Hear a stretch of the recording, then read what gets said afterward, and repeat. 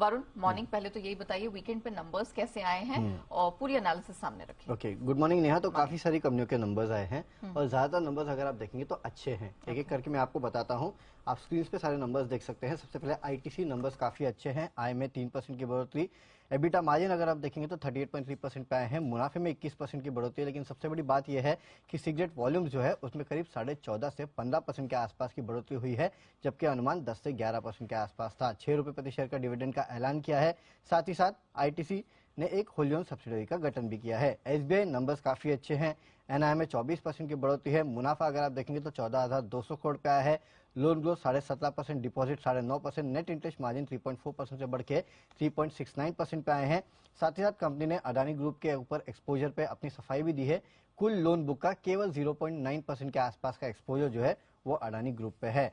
इसके अलावा आरती industries numbers कमजोर है। आय 20% गिरी है। मार्जिन 43% से गिर के 17% और मुनाफा 81% गिरा है। 1 रुपए प्रति शेयर के इंटरिम डिविडेंड का ऐलान किया है। इंटेलेक्ट डिजाइन मिक्स परफॉर्मेंस है।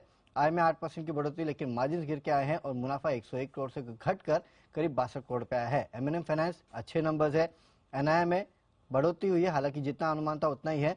मुनाफा 430 करोड़ का अनुमान था, 630 करोड़ के आसपास आया है। Loan growth 21%, net interest margin almost flat रहे हैं।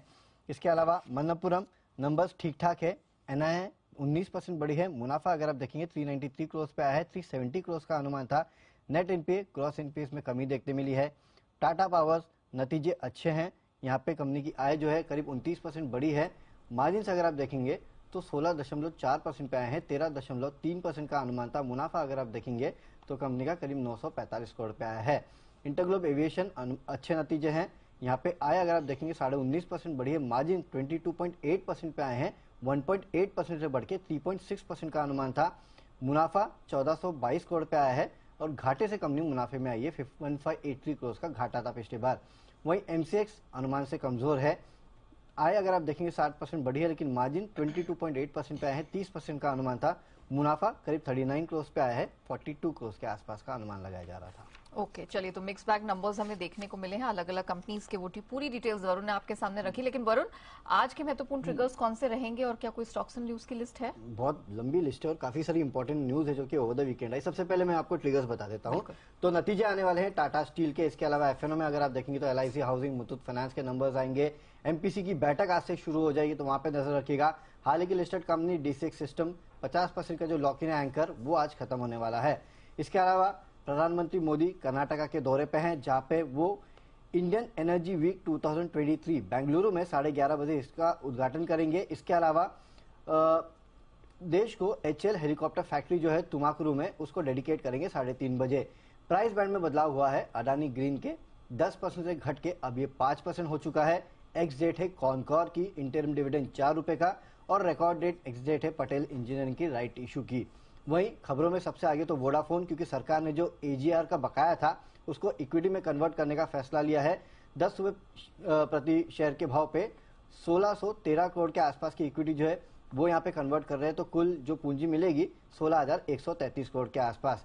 विंडफॉल गेन टैक्स फिर से बढ़ चुका है, तो ऑयल एंड गैस क्षेत्र की कंपनियों पे नजर रखेगा। कच्चे तेल पे 1900 रुपए प्रति टन से बढ़ाकर करीब 5,050 रुपए एटीएफ पे भी बढ़ाया गया है।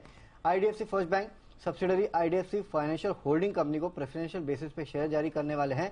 58.18 के भाव पे करीब 2,200 करोड़ के आसपास जुटाएंगे। अडानी पोर्ट्स, एसएनपी ने अडानी पोर्ट्स की और अडानी इलेक्ट्रिसिटी की जो रेटिंग है उसको घटा दिया है। स्टेबल से घटा के अब नेगेटिव कर दिया है। इसके अलावा अडानी एंटरप्राइजेस पे भी नजर रखेगा, क्योंकि खबरें ये आ रही है कि कानूनी प्रावधानों के तहत सरकार अडानी ग्रुप के पिछले फाइनेंशियल अकाउंटिंग की जो है वो निरीक्षण कर सकती है। इसके अलावा अडानी एंटरप्राइजेस बॉन्ड के जरिए 1000 करोड़ जुटाने वाला था, उस प्लान को फिलहाल इन्होंने रद्द कर दिया, ये भी खबर आ रही है। बजाज फिनसर्व इन्होंने क्लैरिफिकेशन दिया है कि जो नॉन यूनिट लिंक पॉलिसीज है जिसमें प्रीमियम 5 लाख के ऊपर है, कुल एपी का एक्सपोजर जो है वो केवल 8% के आसपास का है। आपको याद होगा बजट में इसका ऐलान हुआ था, इसके चलते इंश्योरेंस स्टॉक्स की पिटाई हुई थी।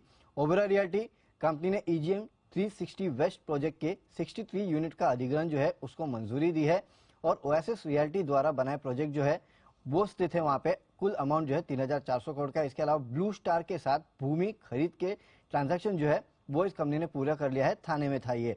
और आखिरी में नाटको फार्मा, यूएसएफडीए ने विशाखापट्टनम फॉर्मुलेशन फैसिलिटी में रेगुलेटरी इंस्पेक्शन जो है वो पूरा किया है। 30 जनवरी 2023 से 3 फरवरी तक ये चला था और फैसिलिटी को 2 आपत्तियां जारी की गई है। चलिए वरुण, बहुत शुक्रिया आपका, वो पूरी डिटेल्स दर्शकों के सामने रखने